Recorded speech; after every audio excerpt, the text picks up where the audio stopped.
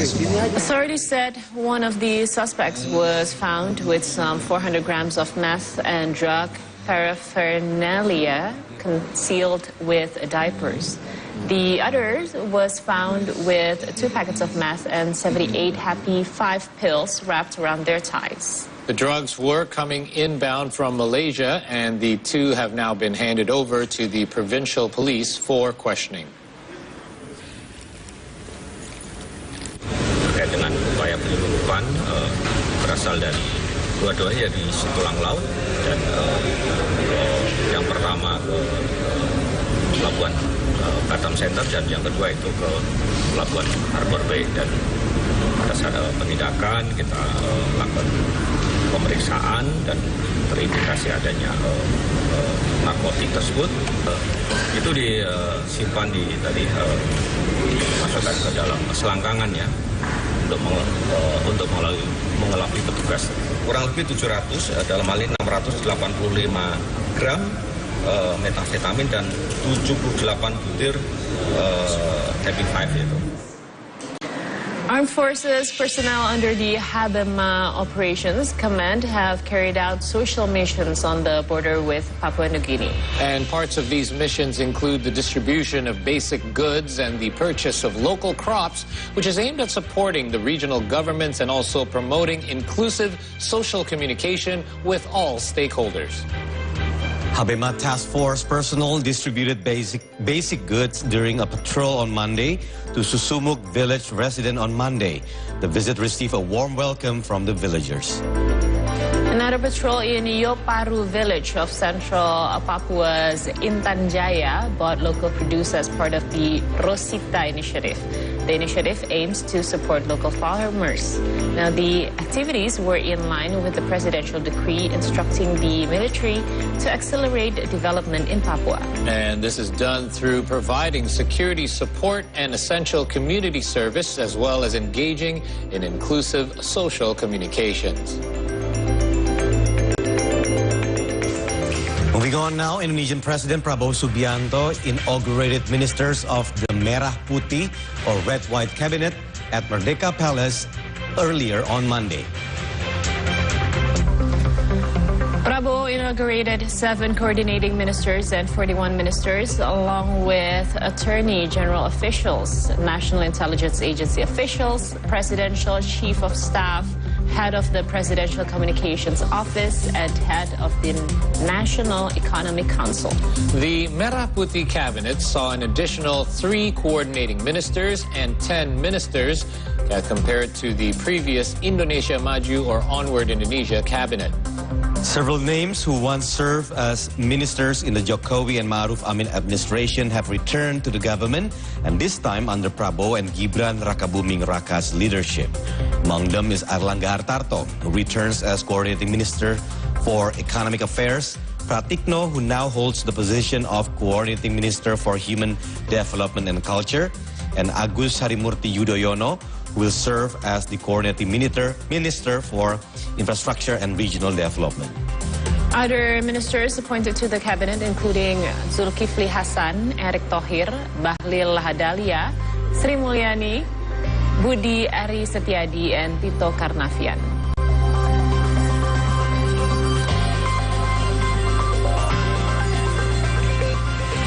The president also sworn in deputy ministers yesterday afternoon.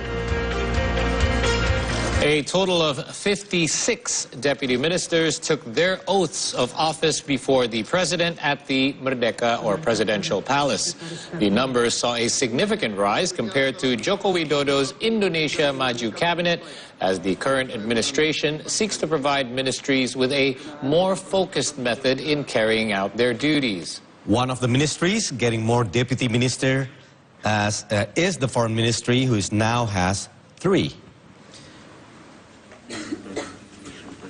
Seperti yang teman-teman dengar kemarin dalam pidatonya Bapak Presiden pada saat pelantikan, sudah cukup jelas arah isu-isu luar negeri yang akan menjadi perhatian oleh beliau.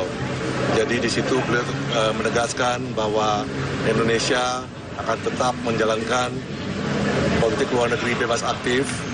Kita akan berteman dengan semua negara Kita tidak akan mau bermusuhan. Isu-isu seperti Palestina itu akan tetap menjadi prioritas Indonesia, dan tentunya Polugri Indonesia juga akan mendukung target-target pembangunan Indonesia, khususnya terkait dengan pangan, dengan energi, dan lain sebagainya. So just to add a little bit, this is the largest cabinet since the 1960s with Wow. 56 deputy minister. So on the foreign policy front, Prabowo affirmed that Indonesia's long-standing policy of non-alignment, where the country does not ally itself with major power blocs. So he said we will stand against all colonialism and we will defend the interests of oppressed people worldwide. And the ministers and their deputies will sleep in tents later on for the kick-off the term of the 3-day retreat at the military academy in Central Java, in Magelang.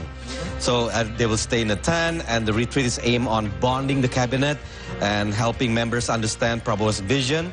And so he will later make his first global appearances at the Asia-Pacific Economic Cooperation Summit happening next month, and at the G20 summit right after. This retreat, what I've heard is it's going to be quite military themed. Really? Yes, but it is only, is it 3 days? 3 days, yeah. So it's not, it won't be that intense. Well, at least it won't be that long. It might be a little bit intense, but it should be great. And we know that these kind of outbound retreats are great for team building. That's And we true. know that we've seen now the list of both the ministers and deputy ministers. Yeah. You know, if I always say that we're talking about a business, that business is only as strong as the management team or managerial team behind it.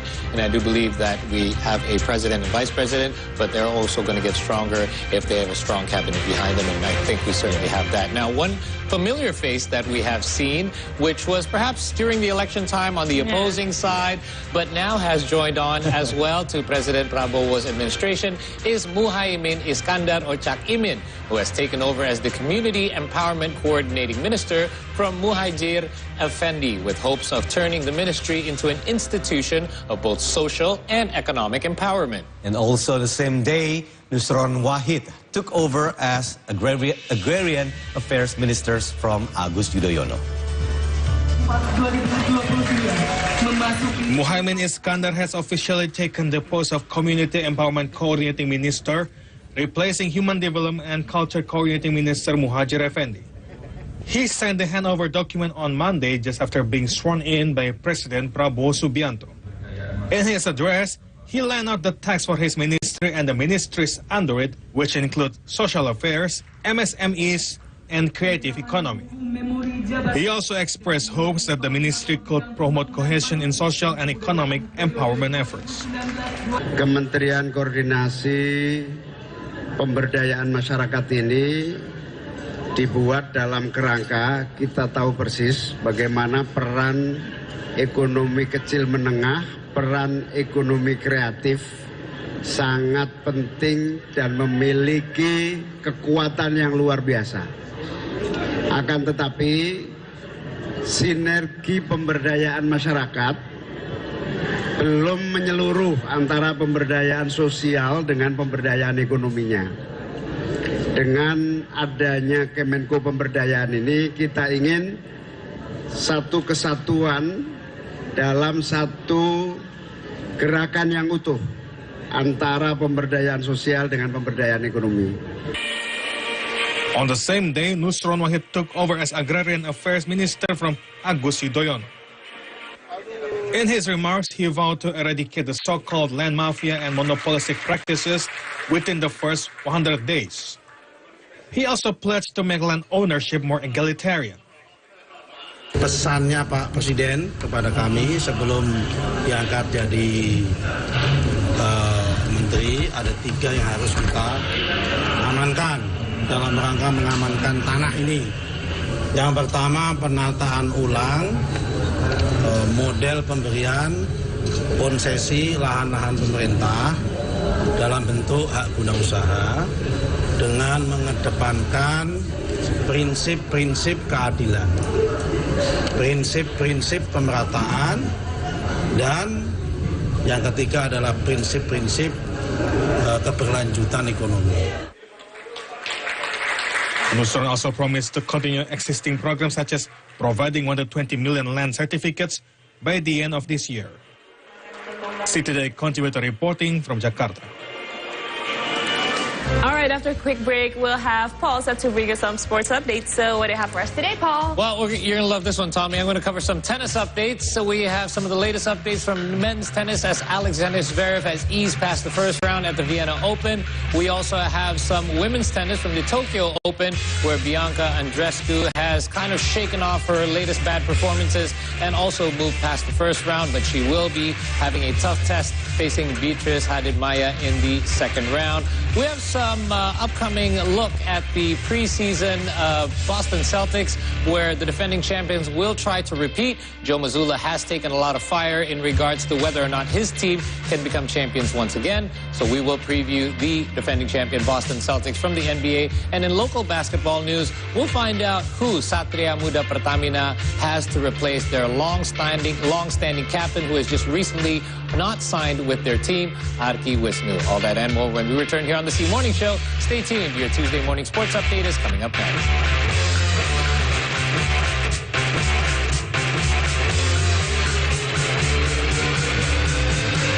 Sini saya pikir wah ternyata kami bisa merasa nyaman dengan hunian tradisional itu yang tidak perlu AC. Sebenarnya karena kita di negara tropis gitu ya, maka rumah ini pasti otomatis arsitekturnya juga tropis gitu ya. Inilah pasangan hidup saya. Oh ini kan jodohku gitu. Ya mungkin ya. A lot of love there, warmth, safety, dignity. That's what I call home.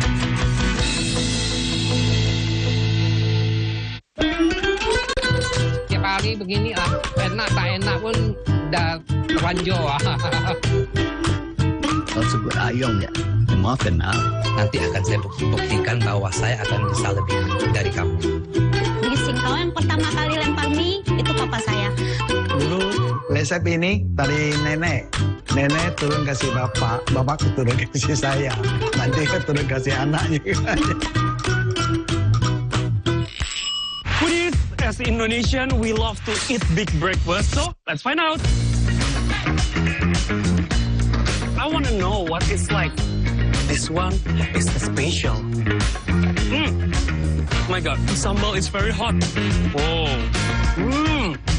Trust me, you will not only get a taste of food like no other, but also extraordinary experience. Don't go anywhere. Stay on Hungry Hour. Hello everyone, welcome back again with me, Chef Putri, only at Satisfactory. Now we're gonna put more Parmesan cheese on top.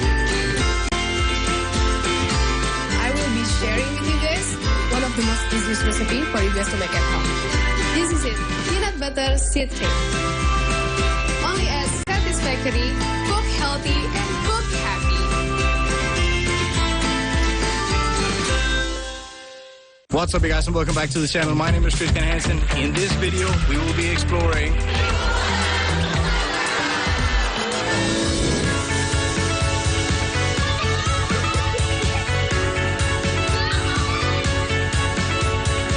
Alrighty, guys. Yeah! I have a new video coming up tonight, so I have to make sure everything is ready, but this has been a great trip.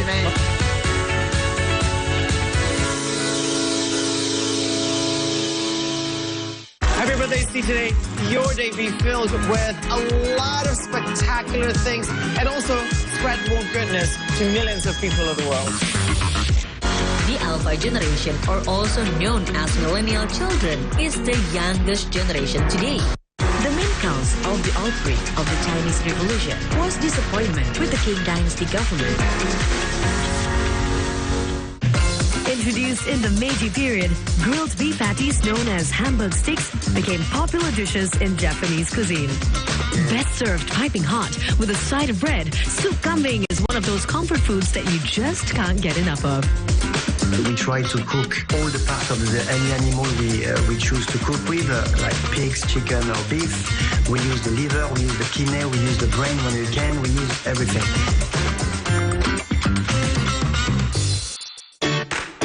Are you soccer fans and want to make cute jersey decorations like this? Don't worry, Life Hacks has tips on how to make these unique jerseys using origami paper.